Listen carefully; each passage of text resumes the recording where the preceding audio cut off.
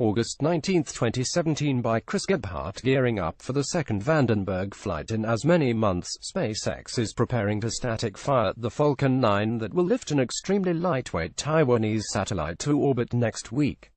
The static fire, a key step in every Falcon 9 launch campaign, will pave the way for the launch of formosat-5 on Thursday, the 24th of August at 11:50 PDT from SLC-4E at Vandenberg Air Force Base, CA, ahead of a first-stage landing on the ASDS. Just read the instructions.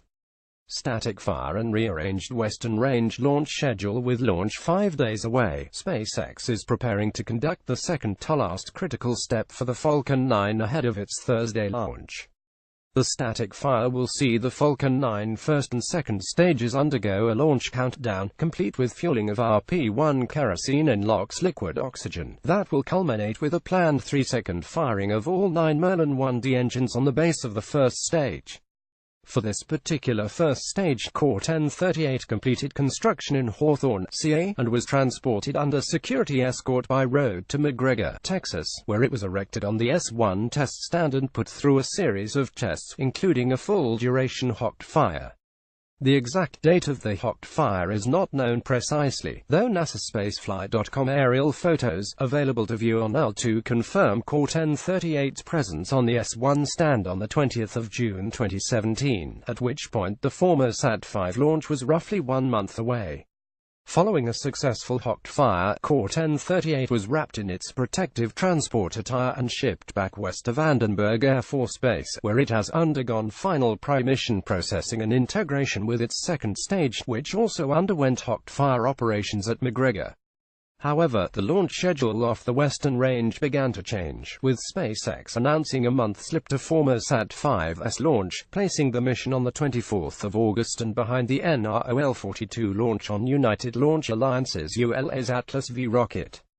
When NASA ran into processing issues with the TDRSM communications satellite, which launched Friday morning from the Cape Canaveral Air Force Station in Florida after a 15-day slip, the entire solar launch schedule was forced to shift to accommodate the delay. See also the TDRSM slip forced a near 1-month delay to NROL-42's launch, pushing it from the 14th of August to the 11th of September.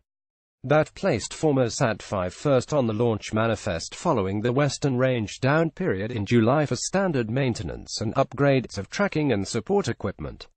A similar down period also occurred on the Eastern Range in July. Now, SpaceX is targeting a static fire at 1200 PDT on the 19th of August for formosat-5's Falcon 9. The entire static fire window extends to 1600 PDT Saturday. Once static fire is accomplished, a quick-look data review will occur to verify everything went according to plan and that the launch team can continue toward the scheduled Thursday launch. A more detailed data review will follow, culminating in the Launch Readiness Review (LRR) 2 days before launch. The LRR will see all elements of the launch campaign and static fire discussed to formally clear the Falcon 9 and its lightweight payload for launch. If all goes well, SpaceX will launch the Falcon 9 with formosat-5 on Thursday, the 24th of August in a launch window of 18,501,934 GMT, 11,501,234 PDT.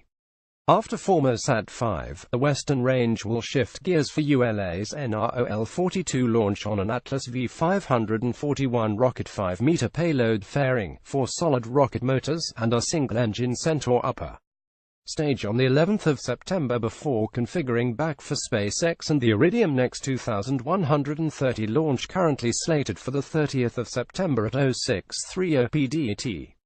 After Iridium NEXT 2130, the busy Vandenberg launch manifest for the rest of 2017 is currently date rocket payload pad launch time October 12, Delta 27920 JPSS-1 SLC-2W0248 PDT October 17 Minotaur SkySat SLC-576E 1437 PDT Net late November Falcon 9 Iridium NEXT 3140 SLC-4 ETBD Net Deck Falcon 9 Iridium Next 4150 SLC4 ETBD December 13 Delta 4M5 2 NROL 47 SLC6 TBD formosat-5 to RTLS and not to RTLS. A feature of all Vandenberg launches to date has been an inability to perform an RTLS return to launch site landing of the Falcon 9 first stage due to high payload mass, e.g. the Iridium Next flights preventing enough margin in the Falcon 9 fuel tanks for the needed boost back, entry, and landing burns, and because the official clearance investigations and forms from the USAF U.S. Air Force, EPA Environmental Protection Agency, FAA Federal Aviation Administration, and Department of Transportation were not completed. However, on the 7th of October 2016, all of the above agencies completed their assessments of various environmental impacts for the construction and use of a landing pad at SLC-4W to allow for RTLS landings of Falcon 9 first stages.